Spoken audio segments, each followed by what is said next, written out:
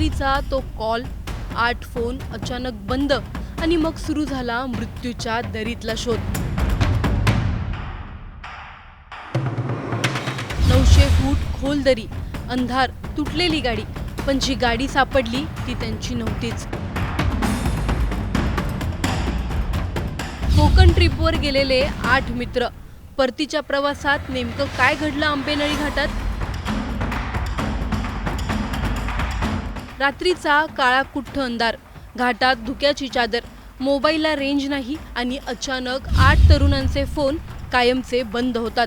घरच्यांना वाटतं घाटात असतील, नेटवर्क नसेल, थोड्या वेळात फोन येईल, पण ती रात्र संपत जाते. कॉल लागत नाहीत, मेसेजला रिप्लाय नाही आणि मग सुरू होतो एक असा शोध ज्याचा शेवट कोणालाही पाहायचा नव्हता.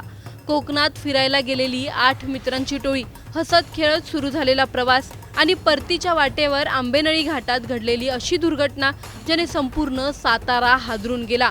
पण प्रश्न अजूनही तोच आहे, इतका भीषण अपघात नेमका झाला तरी कसा?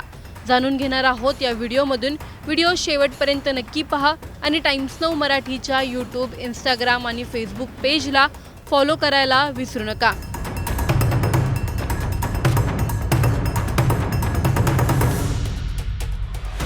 22, 23 आणि 24 मे सलग सुट्ट्या असल्याने साताऱ्यातल्या आसगाव, मर्डे आणि खटाव परिसरातील 8 मित्रांनी कोकण ट्रिपचा प्लॅन केला. वयाच्या 20ली मुलं, कोण नोकरी करणारा, कोण कॉलेजमध्ये शिकणारा, तर कोण घरासाठी काहीतरी मोठं करण्याचं स्वप्न बघणारा. सगळ्यांनी मिळून स्कॉर्पिओ काढली आणि दापोलीच्या दिशेने निघाले. 3 दिवस समुद्रकिनारे, गप्पा, फोटो, रील्स, हशा. घरच्यांनाही सतत फोन, आम्ही मजेत आहोत असं सांगणारी मुलं. रविवारी संध्याकाळी त्यांनी परतीचा प्रवास सुरू केला. हरणे बीचवर शेवटचा वेळ घालवला आणि मग पोलादपूर मार्गे आंबेनळी घाटातून साताऱ्याला परतायचं ठरलं. रात्री उशिरा काही जणांचं घरच्यांशी बोलणं झालं.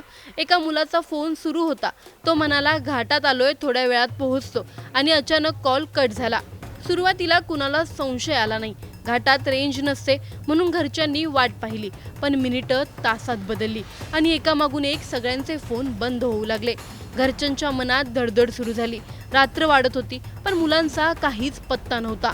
अखेर पोलिसांना फोन करण्यात आला. पोलादपूर पोलीस ठाण्याला माहिती मिळाली की 8 तरुण बेपत्ता आहेत. पोलिसांनी वेळ न घालवता तपास सुरू केला. मोबाईल लोकेशन, शेवटचे कॉल, टॉवर लोकेशन सगळं तपासलं गेलं. एका मुलाचं लोकेशन आंबेनळी घाटाजवळ दिसलं आणि तिथून सुरू झाली मृत्यूच्या दरीतली शोध मोहीम.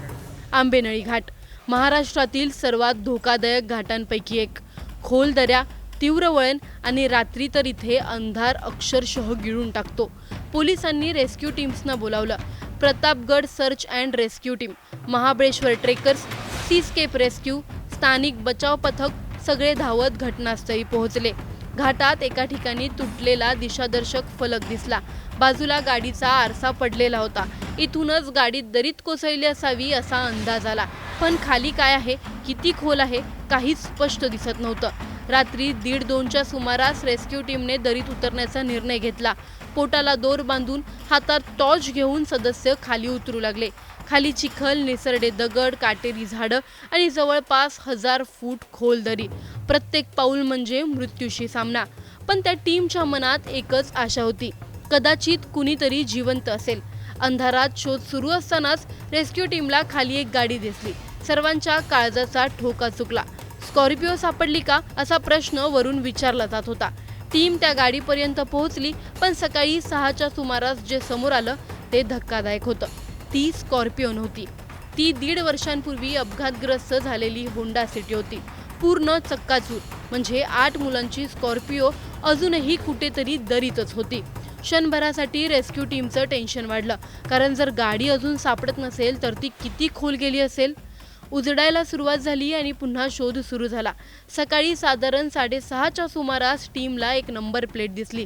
चिखलात पडलेली, तुटलेली MH11DN 234 आणि त्याच्याच पुढे काही अंतरावर दिसली ती स्कॉर्पिओ.